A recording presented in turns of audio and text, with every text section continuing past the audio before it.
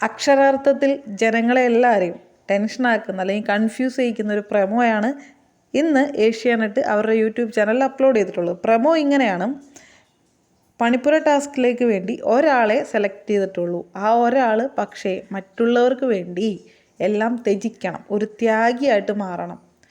ഇത് കാണിച്ചിട്ട് പിന്നെ കാണിക്കുന്ന ആദിലനെയും നൂറേനെയാണ്. നിങ്ങളിതിന് റെഡിയാണോ എന്ന് ചോദിക്കുന്നുണ്ട്. ഔട്ടാവാനാണോ അല്ലെങ്കിൽ സ്വയം ക്വിറ്റ് ചെയ്ത് പോകാനായിട്ടുള്ള തീരുമാനമാണോ എന്നറിയില്ല. പക്ഷേ വീട്ടുകാരുടെ ഫേസും എക്സ്പെഷ്യലി രേണു ആദില നൂറായിട്ട് ഭയങ്കര കണക്റ്റഡ് ആയിട്ടുള്ള ഒരാളാണ്. രേണു ഒരു കരച്ചിലിൻ്റെ അങ്ങേയറ്റം നിൽക്കുന്നൊരു ഫോട്ടോസും വീഡിയോസൊക്കെ അവരതിനകത്ത് ആഡ് ചെയ്തിട്ടുണ്ട്. ശരിക്കും പറഞ്ഞിട്ടുണ്ടെങ്കിൽ പ്രേക്ഷകർ വിധിയില്ലാണ്ട് ഔട്ടായി പോണ സാഹചര്യങ്ങൾ വളരെ കുറവാണ്. ഫിസിക്കൽ അസോൾട്ട് അല്ലെങ്കിൽ ശാരീരിക പ്രശ്നങ്ങളൊക്കെ വരുമ്പോഴാണ് ഇങ്ങനെ അവർ ക്വിറ്റ് ചെയ്ത് പോകുക അല്ലെങ്കിൽ ഔട്ടാവേണ്ട സാഹചര്യങ്ങൾ ഉണ്ടാകുക.